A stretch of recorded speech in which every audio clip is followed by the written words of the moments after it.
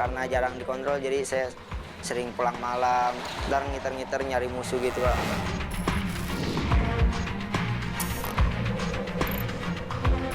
Kalau karakter tidak dibangun, ya tidak bisa kita menikmati Indonesia emas nanti.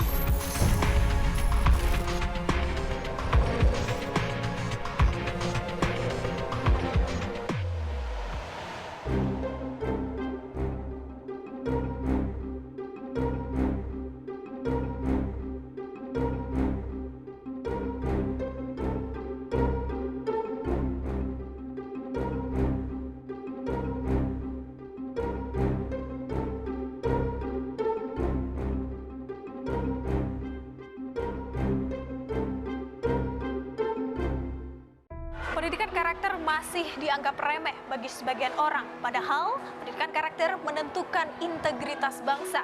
Apakah pendidikan karakter sudah diterapkan secara maksimal dalam sistem pendidikan di Indonesia? Simak selengkapnya dalam program Berkas Kompas, episode spesial Bulan Pendidikan. Wajah-wajah ini kelak akan jadi motor penggerak bangsa. Di tangan merekalah masa depan bangsa akan diserahkan. Karenanya, apa yang ditanamkan untuk mereka di hari ini menentukan wajah bangsa di masa depan. Tapi tak bisa dimungkiri, penanaman nilai dan karakter anak masih jauh panggang dari api.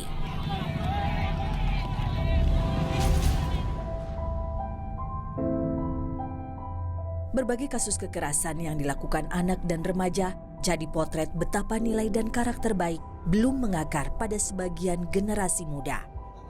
Jika dibiarkan, negara akan langsa karena dikelola generasi bertabiat tak bermartabat.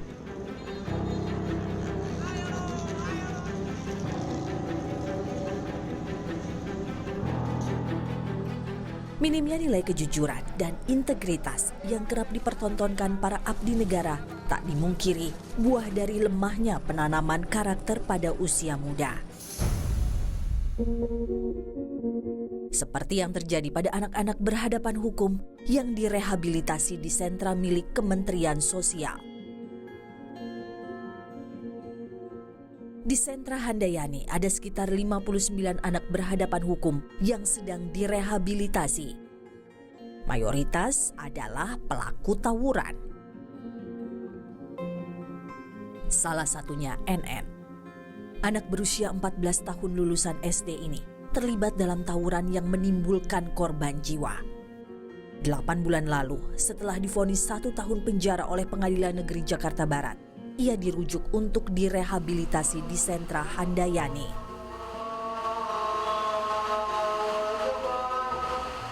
Ngapain aja tuh nongkrong sampai subuh tuh? Nongkrong ngobrol-ngobrol, Main game gitu ya? Main game ya Kak, nah terus ntar ngiter-ngiter nyari musuh gitu Kak. Sudah sejak usia 10 tahun, NN ikut tawuran. Ia bahkan membeli senjata tajam untuk gagah-gagahan. Kamu tahu itu dari mana? Pasti kan kamu pernah dapat informasi gitu ya soal membawa senjata tajam untuk tawuran dan lain sebagainya. Awalnya sih kenal dari teman main doang Kak. Terus saya juga coba-coba beli. Minimnya pengasuhan dari keluarga berperan besar dalam terbentuknya watak kekerasan pada diri NN. Sejak usia 7 tahun, NN tak lagi merasakan pengasuhan orang tua. Ibunya tiada, dan karena keadaan, ia harus tinggal berjauhan dengan ayahnya. jadi kamu serasa tidak ada yang memperhatikan gitu ya? Iya, karena jarang dikontrol jadi saya sering pulang malam. NN mengaku sekolahannya dulu mengajarkan pendidikan karakter. Namun, karena lingkungan pergaulannya buruk, ia jadi terpengaruh. Komisi Perlindungan Anak Indonesia KPAI mencatat sepanjang 2016 hingga 2022, hampir 3.000 anak berhadapan dengan hukum. Anak sebagai pelaku kekerasan seksual dan anak sebagai pelaku penganiayaan atau kekerasan fisik menempati 2 peringkat teratas. Renat Kasali, founder Rumah Perubahan, menyoroti dua karakter utama yang masih menjadi masalah di negeri ini. Yang paling penting itu adalah integritas, kejujuran. Ya, integritas, karena ini tantangan di dunia saat ini, tidak hanya di Indonesia, di dunia ketika manusia tergiur dengan segala sesuatu, itu rata-rata kelihatan orang bisa baik tapi masalahnya tidak punya integritas. Ya. Kalau Anda kehilangan integritas, kehilangan nama baik, maka Anda akan hilang selama-lamanya. Belum lagi, saat ini muncul generasi strawberry, generasi dengan karakter lemah dan mudah menyerah. Persoalan yang kita hadapi sekarang, muncul suatu generasi yang dibesarkan dari strawberry parent. Ya. Jadi ada strawberry generation yang mengakibatkan anak-anak muda ini hanya difokuskan pada memperoleh pendidikan yang tinggi, tetapi tidak tahan banting. Strawberry itu indah, bagus, tetapi tidak kuat begitu ya. Lalu seperti apa potret pendidikan karakter di sekolah? Sudahkah sesuai dengan penguatan karakter yang diperlukan bangsa? Pendidikan karakter menurut saya tidak usah repot-repot, sudah ada pedomannya, profil pelajar Pancasila, jangan itu dianggap teori.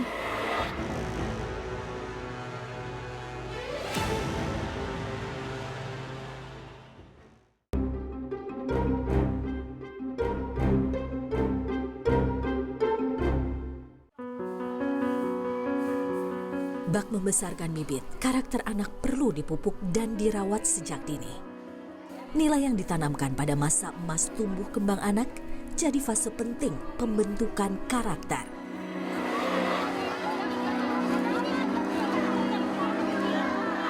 Tanpa ragu, siswa SD Negeri 12 Bendungan Hilir, Jakarta Pusat ini memilah dan mengayak sampah organik untuk dijadikan kompos tanaman. Siswa lainnya gotong royong memanen ikan hasil budidaya mandiri. Kegiatan ini jadi agenda rutin setiap hari Rabu di SD Negeri 12 Bendungan Hilir. Sebelum memulai mata pelajaran, sekolah menggelar kegiatan pembiasaan dengan agenda yang bervariasi tiap harinya. Pihak sekolah menyebut kegiatan ini merupakan pengaplikasian pendidikan karakter. Dari kegiatan pembiasaan karakter tadi, setidaknya ada 4 nilai yang ingin dicapai, yaitu berakhlak mulia, gotong royong, mandiri, dan kreatif. Jadi pengen mereka itu benar-benar cinta sama lingkungannya, bahwa bumi ini memang kita harus jaga. Dan bukan cuma itu ya, diharapkan lewat pengalaman mereka ketika mereka di sini, ya dia bisa menghidupi dirinya dia sendiri. Paling tidak ada ide kreatif, bisa jadi kan dia ada pengusaha kompos gitu, pembuat tanaman, kemudian pengusaha ikan, kan bisa jadi gitu, bisa menjadi inspirasi.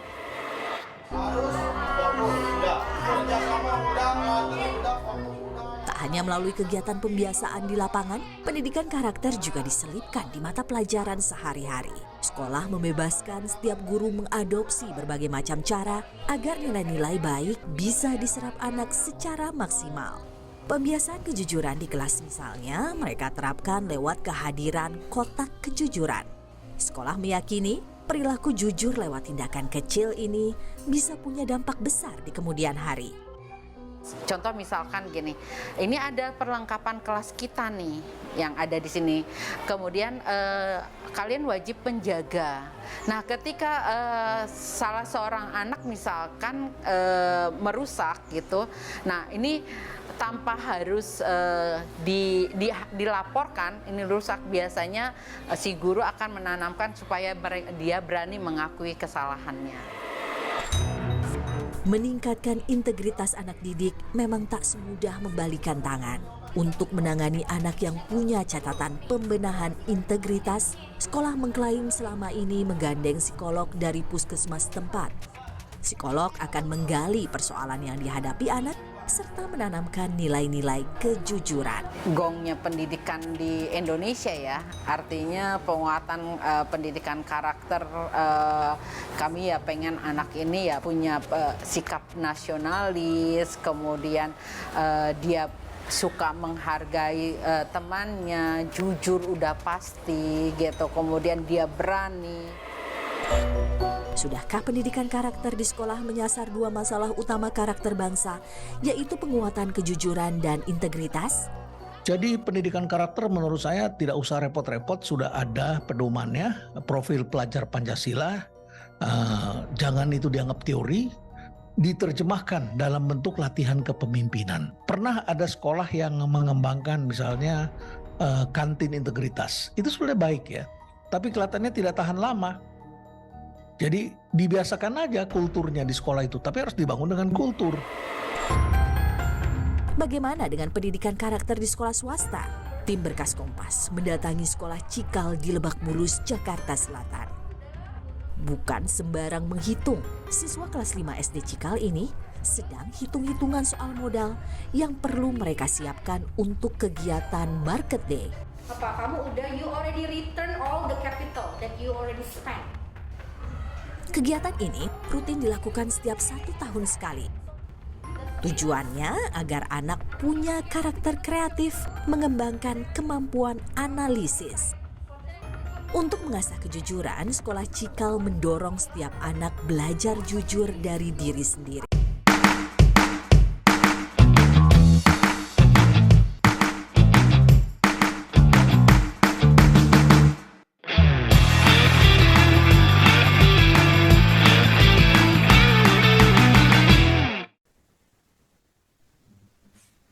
Baik, selamat pagi rekan-rekan dan dosen pengampu yang kami hormati. Selamat datang di mini kelompok kami dengan tema generasi berkarakter. Hari ini kita akan membedah isu yang sangat dekat dengan realitas kita, yaitu krisis moral generasi muda dan kaitannya dengan pendidikan kewarganegaraan. Hari ini kita kedatangan dua pembahas yang luar biasa, ada Selma dan Petri Maika, serta rekan-rekan peserta didik yaitu Yuandro, Busina Cinta, dan Widya yang nanti akan ikut meramaikan sesi diskusi. Diskusi akan berjalan selama kurang lebih 30 hingga 45 menit ke depan. Baik, untuk mengefektifkan waktu, kita langsung masuk ke poin pertama mengenai latar belakang isu krisis moral ini. Saya persilahkan kepada Selma untuk memaparkan pengantarnya. Silakan Selma.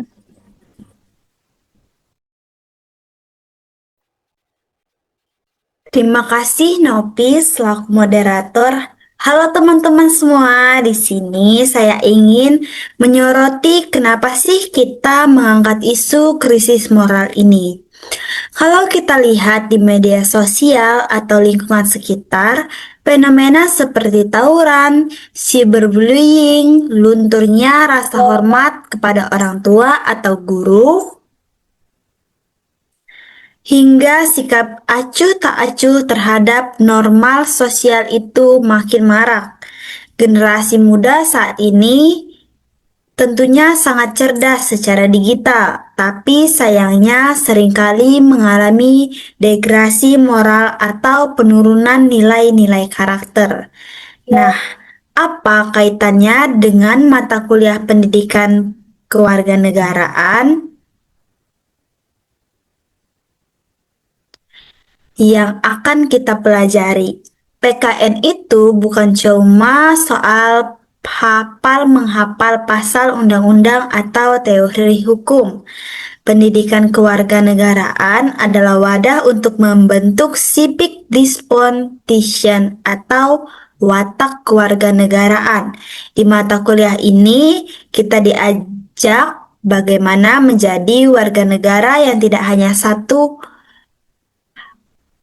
tidak hanya tahu hak atau kewajiban, tetapi juga memiliki karakter yang selaras dengan nilai-nilai Pancasila. Krisis moral ini menjadi tanda bahwa ada jarak antara apa yang kita pelajari di kelas, pendidikan kewarganegaraan, dengan implementasi nyata di kehidupan. Mungkin dari Fetri ada yang mau ditambahkan terkait dampaknya, silahkan. Baik, terima kasih atas kesempatan yang telah diberikan kepada saya.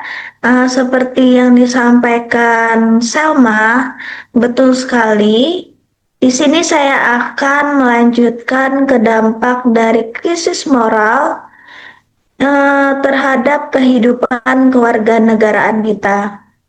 Ketika generasi muda kehilangan kompas moralnya, dampaknya sangat masif loh. Pertama, penegakan hukum dan ketertiban sosial akan rapuh karena masyarakatnya tidak memiliki kesadaran hukum dari dalam diri sendiri. Lalu yang kedua, rasa nasionalisme dan gotong royong bisa luntur, digantikan oleh sifat egois atau individualis.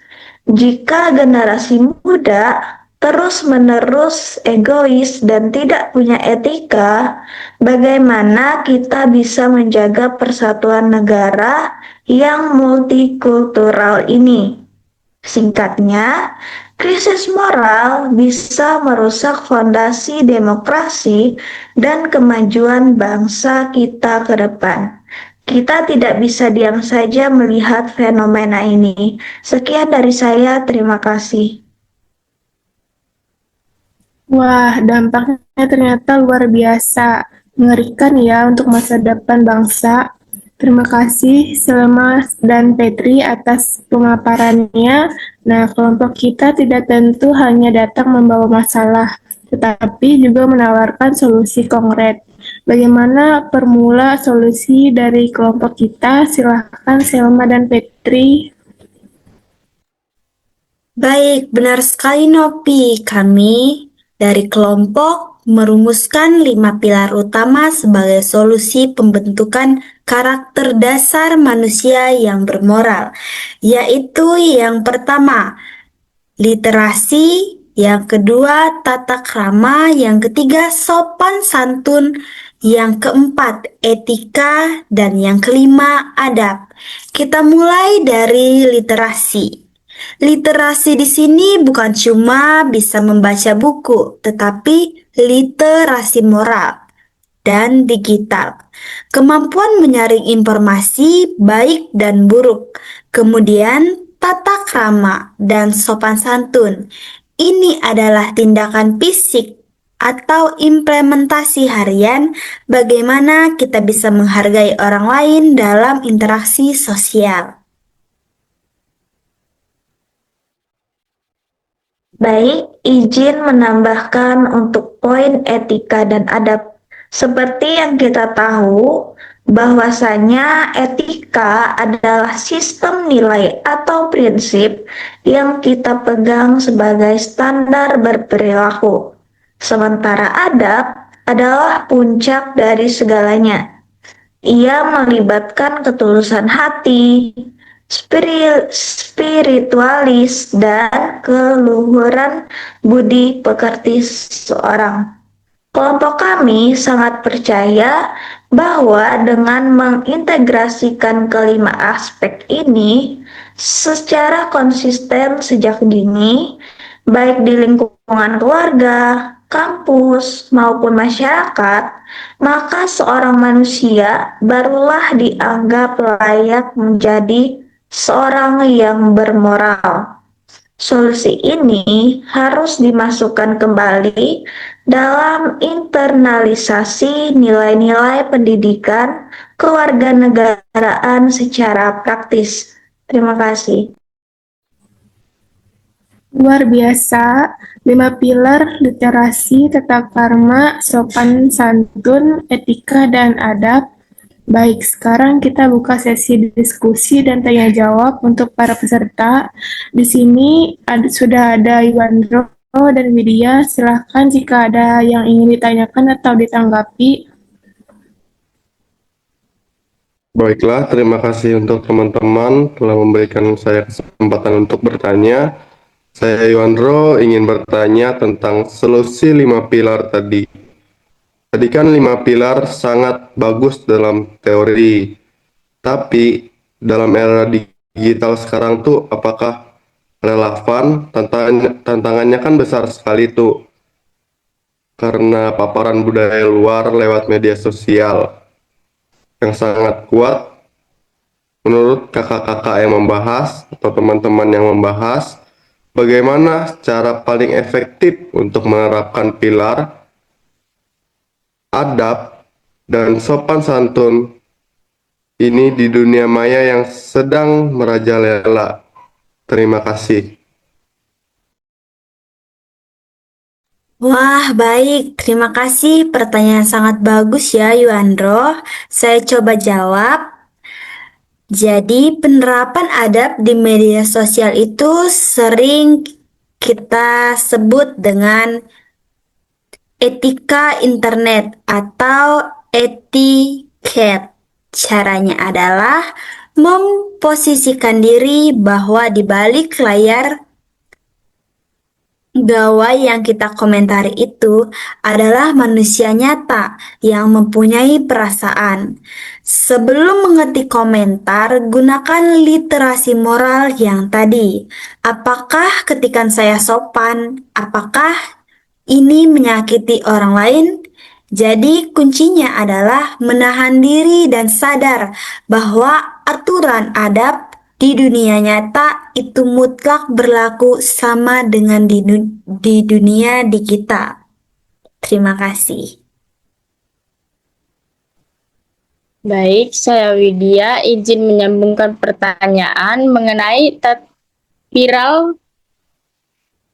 pilar tata krama dan sopan santun. Kadang-kadang anak muda sekarang menganggap itu hal yang kuno atau terlalu kaku. Bagaimana cara kita mengubah pola pikir tersebut agar mereka sadar kalau sopan santun itu keren dan bagian dari karakter warga negara yang baik? Wah, pertanyaan yang sangat menarik ya, Widya. Kita harus tahu cara mengubah penyampaian sopan santun dan tata krama jangan diposisikan sebagai kekangan kuno, melainkan sebagai personal branding dan bentuk kecerdasan emosional atau yang biasa kita sebut dengan EQ. Seseorang yang punya tata krama terbukti lebih dihargai di dunia kerja dan relasi profesional. Melalui pendekatan PKN yang modern, kita tunjukkan bahwa menghargai orang lain itu adalah cerminan manusia yang modern dan beradab, bukan kuno. Sekian jawaban dari saya. Terima kasih. Jawaban yang sangat mantap, Petri. Jadi, sopan santun itu justru bagian dari personal branding anak masa muda kini. Ya, baik. Di kolom chat, saya lihat Gustina Cinta sudah angkat tangan. Silahkan Gustina Cinta untuk langsung disampaikan saja. Baik, terima kasih atas kesempatannya. Selamat siang. Saya Gustina Cinta izin bertanya kepada kelompok membahas.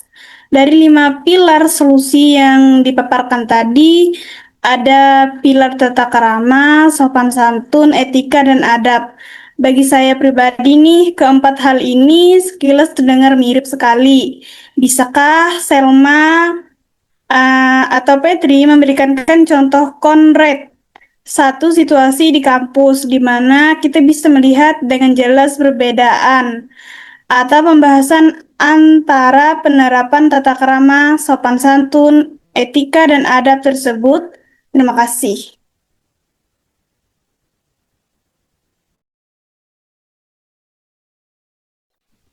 Wah, ini pertanyaan yang kritis dan sangat menarik dari Gustina Cinta, menanyakan perbedaan lewat contoh real di kampus. Silahkan Selma atau Petri, siapa yang ingin menanggapi? Saya izin menjawab ya, Gustina. Ini pertanyaan bagus banget karena keempat ini karena keempat istilah ini memang sering tertukar. Mari kita ambil satu contoh situasi. Begini, ketika kita ingin menghubungi dosen melalui WhatsApp untuk bimbingan atau bertanya tentang tugas. Etika ini adalah sistem nilai makronnya. Secara etika, kita tahu bahwa menghubungi dosen di jam kerja, bukan tengah malam atau larut malam, adalah hal yang benar untuk dilakukan. Tata krama ini adalah aturan tertulis atau kebiasaan strukturalnya. Contoh format chat harus dimulai dengan salam, memperkenalkan diri dengan NIM atau kelas, dan juga menyampaikan tujuan dengan ringkas. Lalu bagaimana dengan sopan santun dan adab? Silahkan Petri bisa untuk dilanjutkan. Baik, terima kasih untuk etika dan tata krama. Tadi sudah dijelaskan oleh rekan saya Selma. Izin menyambung dari Selma untuk situasi yang sama. Yang pertama, sopan santun. Nah, seperti yang kita tahu bahwa pilihan kata atau bahasa tubuh digital kita menggunakan kata mohon maaf, mengganggu waktunya Bapak Ibu, dan menghindari kata-kata singkatan yang tidak formal seperti yang diganti jadi disingkat menjadi YG. Lalu gimana? Disingkat menjadi GMM. Lalu seperti on the way. Jadi kita singkat menjadi OTW. Nah, seperti itu salah satu contoh yang kurang ya untuk menghubungi dosen. Sepatutnya kita kalau menghubungi dosen itu gunakan bahasa yang lengkap, kata baku. Jadi jangan disingkat-singkat ya. Lalu yang selanjutnya adab. Nah, ini adalah esensi terdalamnya, yaitu ketulusan hati dan rasa hormat yang tulus. Ketika dosen lambat membalas atau bahkan hanya menjawab dengan singkat, kita tidak mengeluh, tidak mendikte, dan tetap membalas dengan ucapan terima kasih. Terima kasih yang tulus tanpa rasa kesal. Adab mencerminkan kematangan jiwa kita dalam menghargai posisi beliau sebagai guru kita. Jadi, dalam satu tindakan chat dosen, kelima pilar tersebut, literasi komunikasi, langsung terpakai semua. Bagaimana Gustina? Apakah contohnya cukup jelas? Baik, sangat jelas sekali. Contohnya sangat dekat dengan keseharian kita di kampus. Terima kasih banyak Selma dan Petri. Terima kasih atas jawaban yang sangat mencerahkan dari para pembahas dan bertanya, Krisis dari Yuandro serta Widya. Kesimpulan dari diskusi kita hari ini adalah bahwa krisis moral memang mengancam sendi-sendi kehadiran kewarganegaraan kita. Namun, melalui reorientasi pendidikan kewarganegaraan yang berfokus pada 5 pilar, yaitu literasi, tata krama, sopan santun, etika, dan adab, kita bisa mencetak generasi berkarakter yang moral seutuhnya. Saya Nopi Dewinta selaku moderator pamit undur diri. Terima kasih atas partisipasinya aktif rekan-rekan semua dalam Weber Mini ini. Selamat pagi atau siang dan sampai jumpa. Terima kasih.